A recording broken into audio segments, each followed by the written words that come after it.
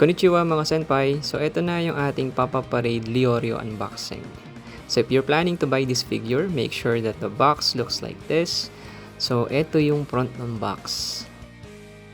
In front makikita nyo yung Muse holographic sticker. Ito naman yung left side ng box. And then turning to the right, here's what you'll see at the back.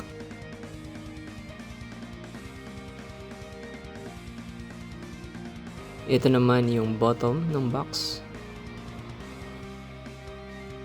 And finally, ito yung top ng box. Now we're ready to unbox this figure.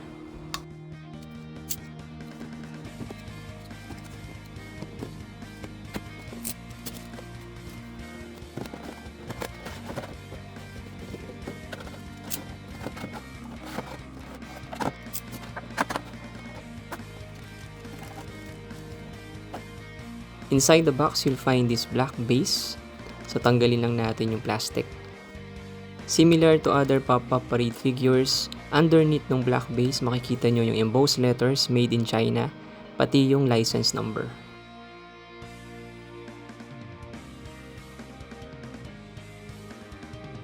Next, alisin naman natin yung plastic wrapping ng ating figure.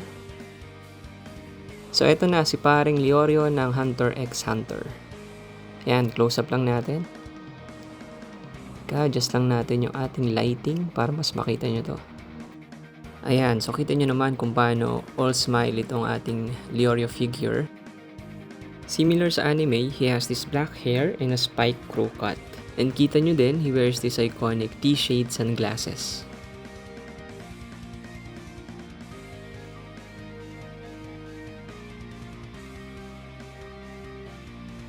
If napanood nyo na yung Hunter x Hunter before, itong si Leorio, he normally wears this dark blue business suit. Hindi ko ma-recall if may time na nagpalit ng damit si Leorio, pero kung naalala nyo, comment nyo lang kung anong episode yun.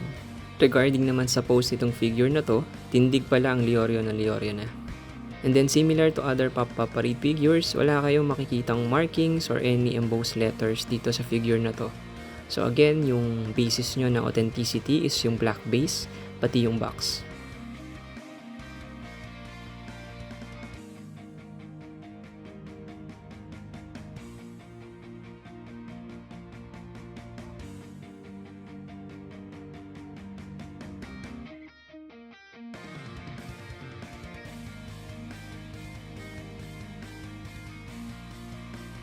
Alright, itry na natin i-combine to sa kanyang black base.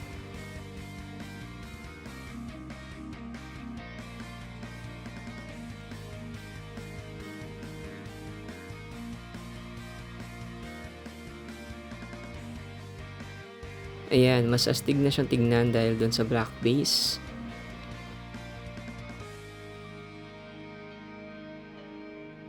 Pansin ko din medyo may mga black shading dito sa damit ni Leorio, which is good kasi medyo nakatulong yung shading na yan to make this figure looks great. Next, kunin naman natin yung height nitong figure. So this figure's height is approximately nasa almost 8 inches.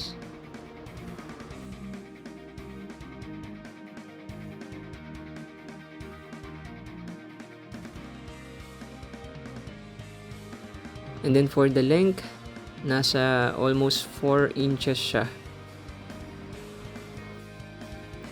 Similar din sa width, almost 4 inches.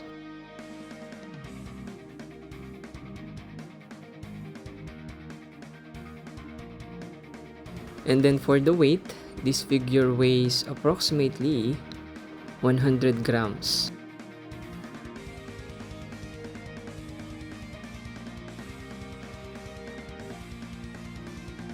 Now let's do a side-by-side comparison. Let's compare this figure with Gonfrix Pop-Up Parade figure. At first, kung makikita nyo, no, tama naman na mas matangkad itong si Leorio kay Gon. However, may nakita akong downside dito sa scaling ni Leorio. So, i-close up lang natin para makita nyo na may mali sa scaling ni Leorio. Ayan, pansin nyo ba kung gaano kalaki yung ulo ni Gon compared kay Leorio? So I would say na medyo maliit yung scaling ni Leorio. Though matangkad siya, I think dapat medyo nilakihan ni Guzman Company itong si Leorio para medyo magtama din yung scale niya kapag naka-close up tong dalawang figures na to. So kayo mga senpai, ano sa tingin nyo masasabi nyo sa scaling nitong Papa Parade Leorio? Next, i-compare naman natin tong figure na to with Killua Zoldyck. So similar dun sa comparison natin ni Gon. Again, mas malaki pa rin yung head, size ng head ni Killua compared kay Leorio. So si Gon tsaka si Killua, pareho sila ng scaling, pero pagdating kay Leorio, again, mukhang mas maliit si Leorio. Sa malayo, kapag tinignan nyo yung figures na to, mukhang okay lang naman yung scaling. So hindi naman siya ganun kahalata.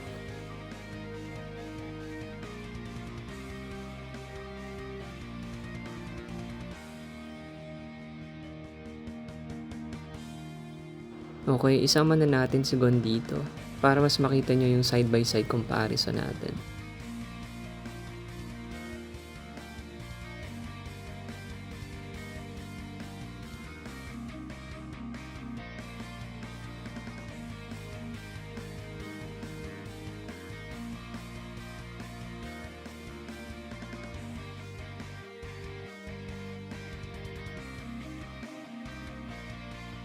Lastly, i-compare naman natin to with Kurapika.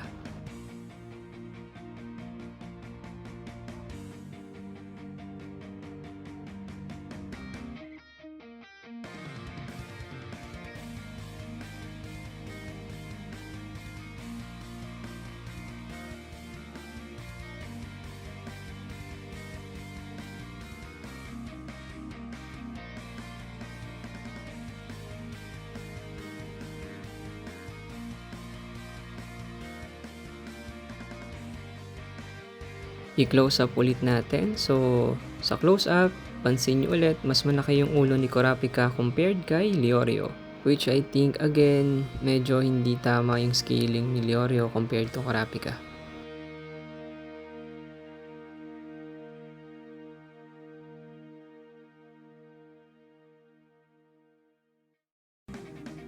Next, pagsamasamahin na natin itong mga figures na to and see how we can best display them together.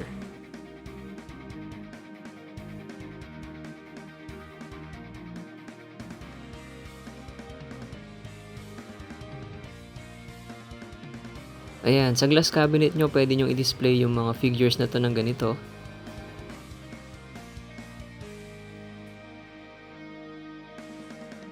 O di kaya ilagay nyo si Kurapika doon sa left back side ni Killua, and then sa right back side naman ni Gon si Leorio.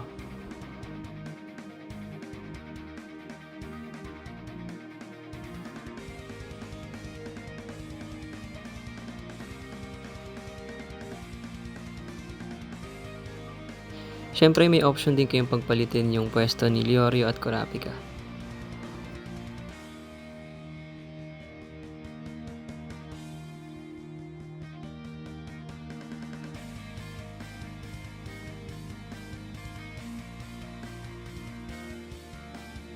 Another way to display these figures is yung parang pasigsag. So lagay natin sa unahan si Kurapika, and then sa likod niya si Gon, next si Killua, and then Leorio.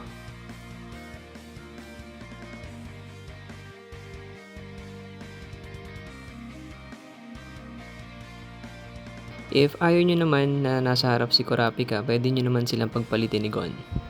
Ayan, I think mas okay itong arrangement na to kasi nasa harap yung maliit and then nasa likod yung matangkad.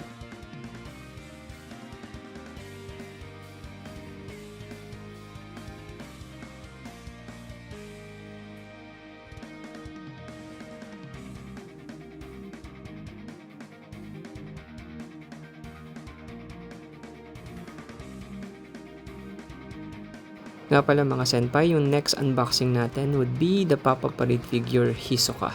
So stay tuned for my next video. Now let's give Leorio a quiet time and stare at his manly looking physique.